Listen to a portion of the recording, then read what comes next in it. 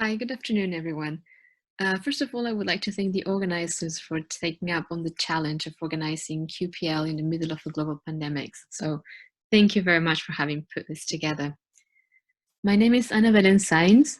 I work in ICT-QT Gdansk, and today I'm going to tell you about bipartite post-quantum steering in generalized scenarios.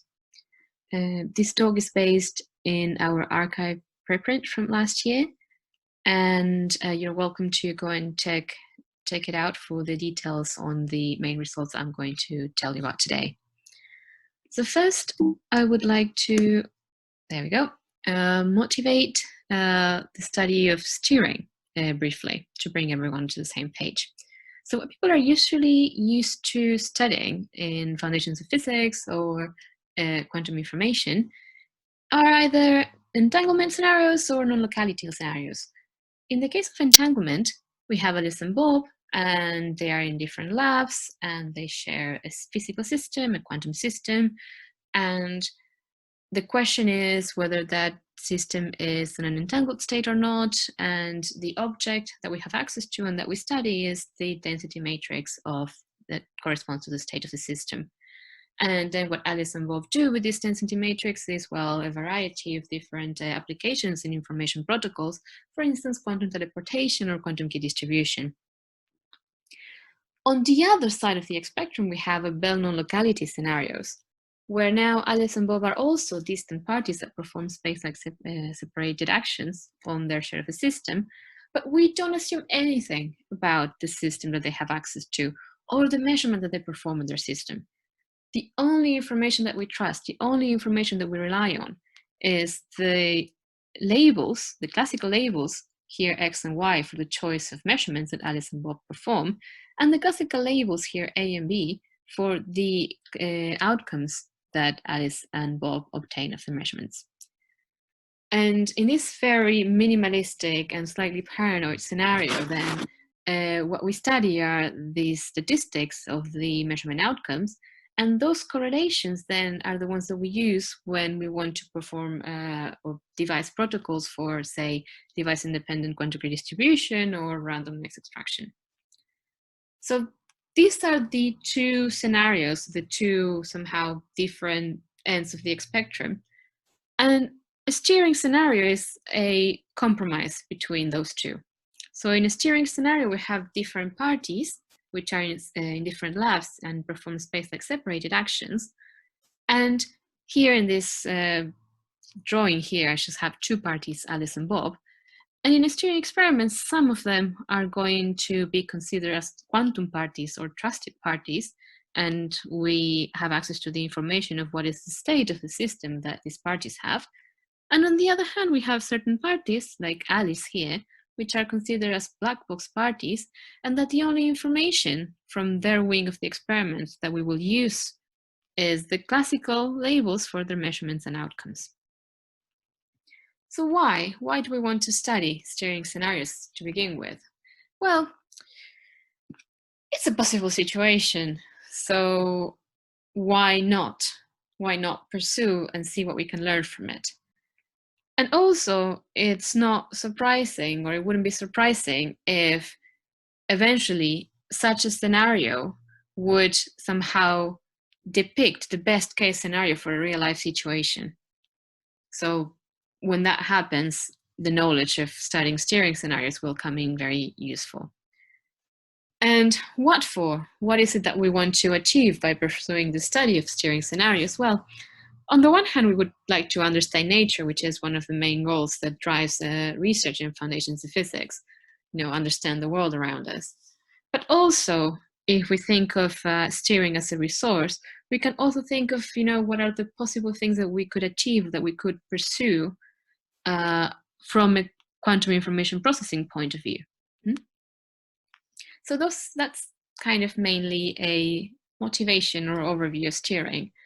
And let me just briefly summarize the modern view that we've had of steering since about a decade ago, which it's kind of based on quantum mechanics, but it goes as follows. So basically we have a source here, a source that prepares a system on state rho AB, gives a part of the system to Alice that performs a measurement, X, and obtains an outcome A, and also gives the other share to Bob. And then by Alice performing this measurement on her share of the system, then the system in Bob's lab is seemingly remotely steered into this state, sigma of A given X.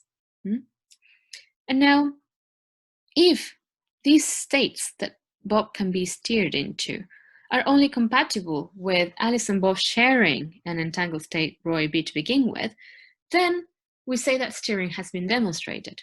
So somehow this steering experiment, this quantum steering experiment, what it wants to do in a way is somehow certify entanglement between Alice and Bob, which is opposed to the case where Alice and Bob only share some kind of classical randomness that is distributed between them.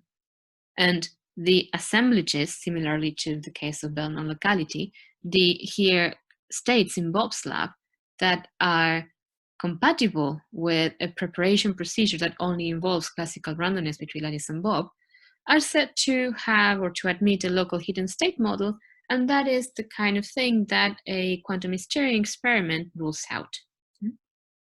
So this is a modern view on quantum steering, and this particular slide that I presented here focuses on the limit between classical and non-classical steering. And what we want to do here in this work is to take a step further and study the boundary between quantum and beyond quantum steering. So try to see which are the possibilities and the limitations of quantum steering in these particular scenarios. So for this, we need to take a step back now and try to rethink steering scenarios from a point of view that assumes the least we can about quantum theory, because that's somehow what, the assumption we want to get rid of. And from this point of view, then, the objects that we study in this scenario are the so-called assemblages, which are an ensemble of ensembles, and which corresponds to the set of all of these conditional states that Alice can prepare in Bob's lab by performing measurements on her share of the system. And because of, the space-like separation between Alice and Bob, the assemblages that arise in such a configuration will satisfy the non-signaling principle. So basically, these ensembles here will have the following property. When we add up all of the elements that correspond to different outcomes of the same measurement, then the reduced matrix on Bob's lab, so of Bob's system, will not depend on Alice's choice of measurement. Now, the question then that we have in mind is, well, if we just take one assemblage that satisfies these non-signaling constraints, would we be able to find a quantum realization of it, namely a source that prepares a quantum state, sends it to Alice and Bob, and then Alice performs quantum measurements on her share of the system, and by doing so prepares these states on Bob's lab? And unfortunately, the answer is yes. Every assemblage that satisfies this non-signaling principle can be realized with quantum resources. And this is actually something that follows from a result that was known almost 3 decades ago already. But the crucial thing is that this applies for bipartite scenarios for this particular setup that I presented here, which means that if we want to have the hopes of defining or exploring post-quantum steering, then we will need to somehow go beyond this scenario. So where do we look for it? Where do we look for post-quantum steering? Well, one idea is to add more black box parties, so to have more parties like Alice. And that's actually something that I discussed in 2016 in the QPL in Glasgow. So what I'm going to do here today is to show you a modification, how to modify the bipartite setup such that it admits post-quantum steering. So the first modification that you can think of, I think it's like the most natural one, is to allow for Alice to perform more than one measurement on her share of the system, then to perform a sequence of measurements. And in doing so, then the assemblage in Bob's lab will have a label that will have the information of the different outcomes of Alice in the different time steps and the different measurements that she chooses in each of the time steps. And in this scenario, then, we not only have a non-signaling type constraint between Alice and Bob, so from Alice to Bob, but also we have here a non-signaling constraint from the future to the past. So namely, if we trace out this future measurement, then these particular statistics and the assemblage that is produced in the first time step shouldn't depend on Alice's future choice of measurement. Now, unfortunately, we've proven that the theorem that prevented post-quantum steering from being feasible in the traditional bipartite setup extends to this setup as well. So everything that Alice and Bob can produce here that is compatible with the non-signaling principle will admit a quantum realization. So in order to open the door for post-quantum steering to be feasible, we need to change this traditional setup in a different way. And that is the next thing that we do. We generalize the traditional bipartite setup to something that we refer to as Bob with input scenario. And it's one where Bob now is allowed to choose a transformation and apply it to his share of the system. And then the assemblage that we will study in this scenario is this sigma of A given xy.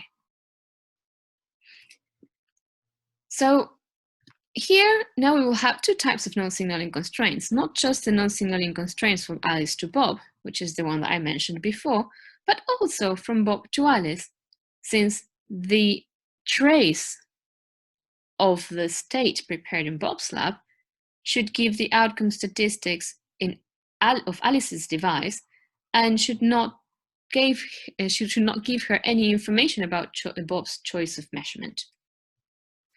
And now the result is that in this scenario, then, you can formulate post-quantum steering.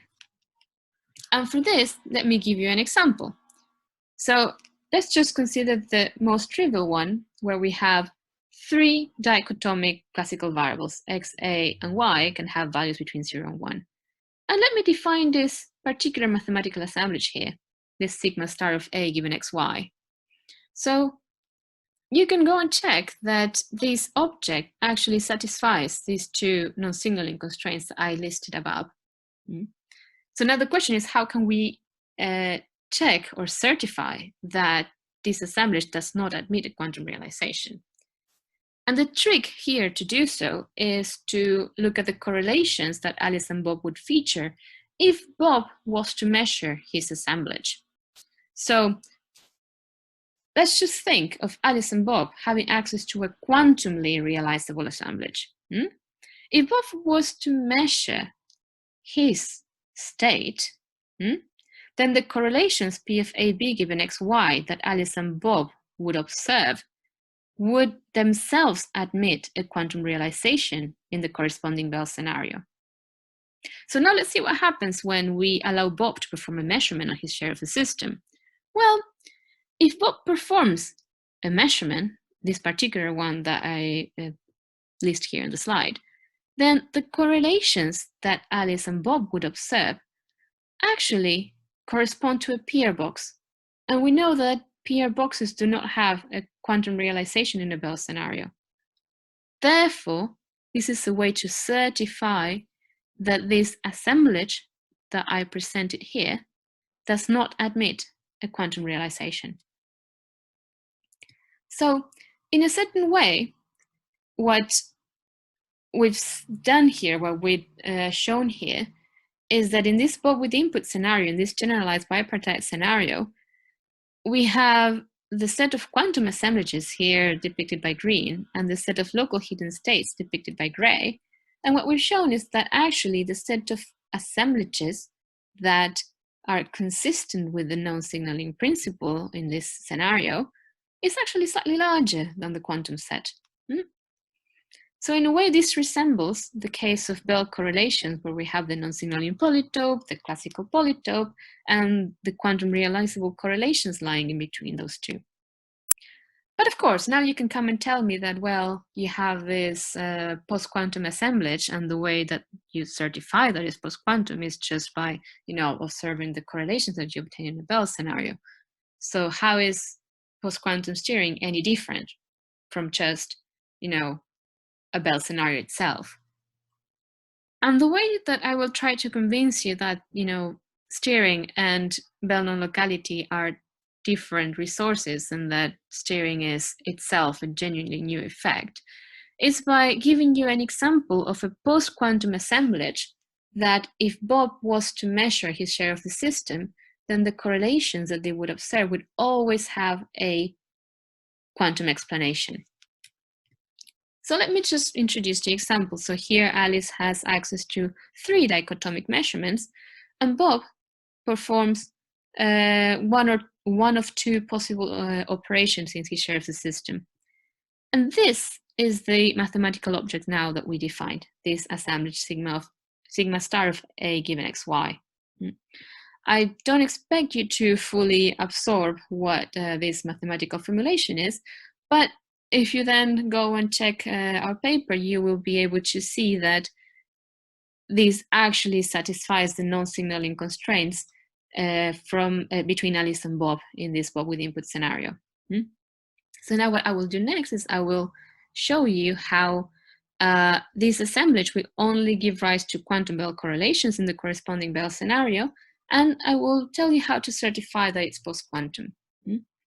So for the first item here, then something that is extremely useful is to realize that one can mathematically write down this particular assemblage in a very convenient way, which is a positive and trace preserving map, well, actually one for each choice of y, acting on a quantum assemblage that Alice prepares on Bob's side. So this is just a mathematically convenient way of rewriting this object here. In no way we are endorsing this particular form as a preparation procedure for the corresponding assemblage. So this is just a mathematical trick. So now that we have that mathematical trick, we can allow Bob to perform a measurement on his state. When he does so, then the probabilities that Alice and Bob would observe are given by this choice here. And because of the particular form that the assemblage mathematically takes, then those correlations can be written in this form. So here we have the dagger of the positive and trace preserving maps acting on the Bob's choice of measurement. And that then would be applied to the quantum assemblage. But because these lambdas are PTP, then this whole object here will actually give rise to a new measurement in Bob's lab. So the original correlations that Alice and Bob would observe then would have an equivalent realization as a potentially different measurement on Bob's side, acting on a quantumly realizable assemblage. Therefore, these correlations here would have a quantum model and therefore will be quantum correlations in the corresponding Bell scenario. So that is how you can show that all of the correlations that Alice and Bob can produce will admit a quantum model. Now, in order to show that actually the original assemblage is post-quantum, what we do is we evaluate a steering inequality. So a steering inequality is a linear functional on the elements of the assemblage of Bob, which is at the end of the day defined by this choice of operators f, ax, y. And what we did is we found an inequality, so we found such operators such that on the one hand we show that quantum assemblages will always evaluate this functional to a value that is larger than 0.4. However, when we evaluate this linear functional on this particular assemblage that our example defines, then that gives a value of 0. And this is a way to certify that the assemblage sigma star that we define up here has no quantum realization. So this example then tells us that in the Bob with input scenario, we can have post-quantum assemblages, which will never give rise to post-quantum correlations in the corresponding Bell scenario. And that renders post-quantum steering in the Bob with input scenario as a phenomenon that is independent of the corresponding Bell non-locality. Now, something that I will just mention, because I don't have the time to go into, is the case of the instrumental scenario, which is quite similar to the Bob with input scenario, but where Bob's input is actually dictated by Alice's output. So the motivation behind this scenario comes from the instrumental causal structure that is studied in causal networks. And what we did in our paper was to show how to understand instrumental steering by studying some of the members of the assemblages in a Bob with input steering scenario. So we can learn steering in the instrumental scenario by focusing on the Bob with input one. And that's a formal translation between the two of them. And using this, leveraging this connection, then we were able to show that post-quantum steering exists in this instrumental steering scenario, and that moreover, there exist post-quantum instrumental assemblages which cannot give any post-quantum instrumental correlations, P of A, B given X, in the corresponding instrumental causal network. So if you're interested in this connection, you can go and check our paper. So time for summary and open questions.